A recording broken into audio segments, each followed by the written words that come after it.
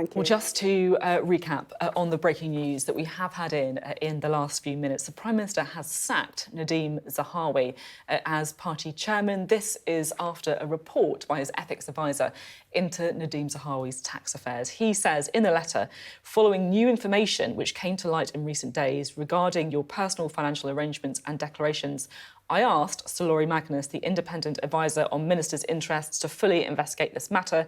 You agreed. And then he says, following the completion of the investigation, it is clear that there has been a serious breach of the ministerial code. As a result, I have informed you of my decision to remove you from your position in His Majesty's government. Well, let's get some analysis on this story, shall we? We can talk now to our Deputy Political Editor, Sam Coates, who's with us this morning. Sam, do you think there's a sense of inevitability to this? There was, Sophie, but it has taken 8 days since Nadhim Zahawi issued a statement defending himself, a 7-day investigation in order to come to the conclusion that Rishi Sunak has made this morning that Nadhim Zahawi is out of his government. Now, it's extraordinary, really, that just a year ago or so, Nadhim Zahawi was contemplating trying to become Prime Minister of this country. Yet what had already happened with his tax affairs ended up essentially sowing the seeds for his dismissal, for it's a blunt dismissal. It doesn't look like there was an opportunity given to Nadhim Zahawi to resign. His dismissal from government. Now he is out. One time, quite popular minister. He was been campaigning for his job over the last 7 days or so. He was in checkers with the Prime Minister just a few days ago. He's been leaning on colleagues to back him. His aides have been making the case to keep him in government. But no. This morning, Rishi Sunak makes clear he has decided that Nadhim Zahawi is out, and out in a pretty brutal fashion. But we've got more information for you, Sophie, because we know why in quite a lot of detail.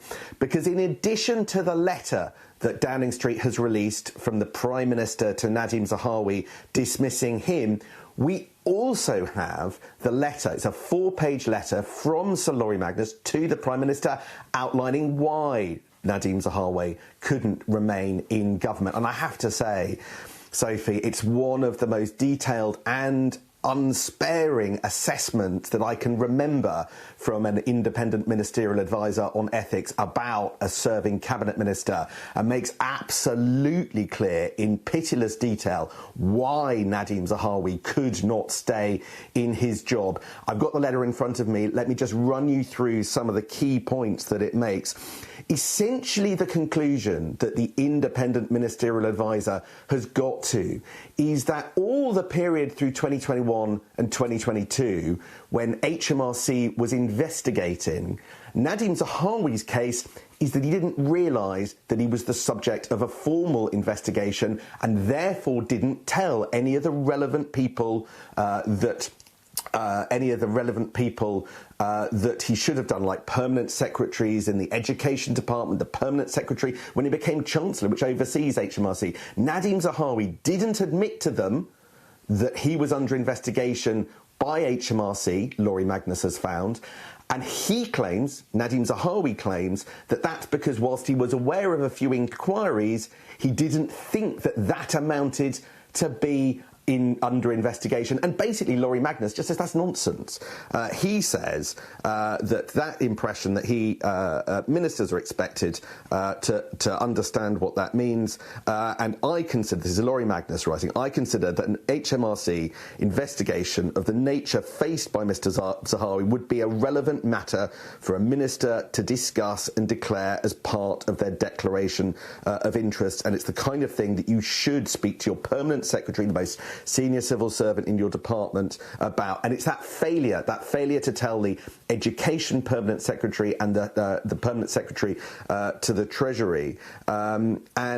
Basically he is fairly unimpressed with Nadhim Zahawi suggesting that he didn't think that he was personally under investigation. He goes on to criticise the public statements of Nadhim Zahawi. Nadhim Zahawi saying in public public that it is people have falsely claimed that the Serious Fraud Office, the National Crime Agency and HMRC are looking into me. Let me be clear, I am not aware of this. I haven't been not told of this. Now, Nadhim Zahawi told Laurie Magnus that he made that statement because he was under the impression that he was answering HMRC's queries but was not under investigation. But Laurie Magnus said that he considers an individual subject to the HMRC process faced by Mr Zahawi should have understood that he was under investigation by HMRC and that this was a serious matter. Incredible. Mr Zahawi's case for the defence was that even though HMRC are asking me questions, I didn't realise that that amounted to an investigation. And Laurie Magnus, the investment banker who's been appointed Rishi Sunak's independent ethics advice, just went, well, I don't believe that in the slightest. Clearly, you should have known that that amounted to an investigation, and you should not have made those public statements. You should not have failed to declare it to the permanent secretaries in your department. And that's why I think that credibility gap that I think Laurie Magnus feels that he's found between Nadhim Zahawi's public statement, his statements inside government, and what was really going on, because Laurie Magnus has been able to talk to HMRC about the long-running investigation. He doesn't say how big the payment was that Nadhim Zahawi had to pay back to HMRC. He doesn't say, indeed, whether there was a penalty, although we believe that there was, as HMRC say that they, as HMRC found what Nadhim Zahawi characterises as carelessness, but there was a penalty to pay for that. So he doesn't go into the private tax affairs of this, but Laurie Magnus does basically say, because you made those statements internally in government and to the public, which I don't think really match with the facts, you've got to go. Now, Sophie, there's a really big and important political point here, because a lot of people for the last couple of weeks have been asking, why did Rishi Sunak appoint Nadhim Zahawi in the first place, given that there were lots of stories in the media about Nadhim Zahawi's tax affairs? Why didn't he just ask what was going on? Now, Downing Street have been absolutely clear that there were no flags, there were no warnings from civil servants that there was a problem with Nadhim Zahawi's tax affairs, because the matter had been settled. It was concluded before Rishi Sunak came along. But there has been this issue still persisting. Why didn't Rishi Sunak basically ask more questions? Why didn't the Cabinet Secretary perhaps tell Rishi Sunak that there was this big, fairly recent issue that Nadhim Zahawi had to deal with? And what this letter does, what this 4-page letter from the independent ministerial advisor to Rishi Sunak does, is sort of give a different reason for sacking him, basically saying that there's things that Rishi Sunak couldn't have known that make Nadhim Zahawi's position in government all but untenable. These public statements about how he wasn't under investigation by HMRC when he was, something that Laurie Magnus says he can only have found out by talking to HMRC, not something that Rishi Sunak was particularly in a position to do when he was appointing jobs in his first cabinet back in the autumn, and basically says only by doing my investigation and talking to the permanent secretaries who weren't told of this investigation while it was going on, including the permanent secretary of the Treasury then, Tom Scholar, who of course was overseeing with Nadhim Zahawi HMRC. So, I mean, it is just extraordinary. Nadhim Zahawi involved in discussions with the taxman and being Chancellor overseeing HMRC, which does these negotiations, all of that happening at the same time.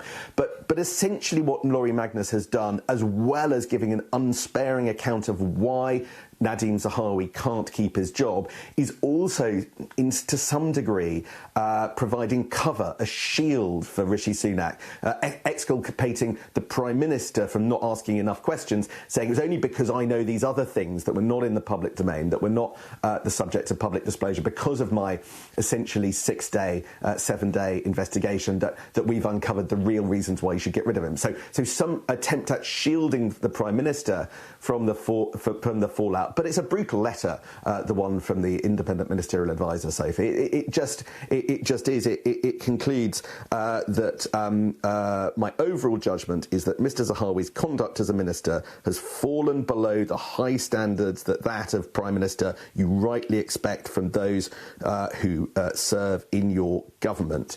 The one thing that Lori Magnus does say is that Nadhim Zahawi fully cooperated.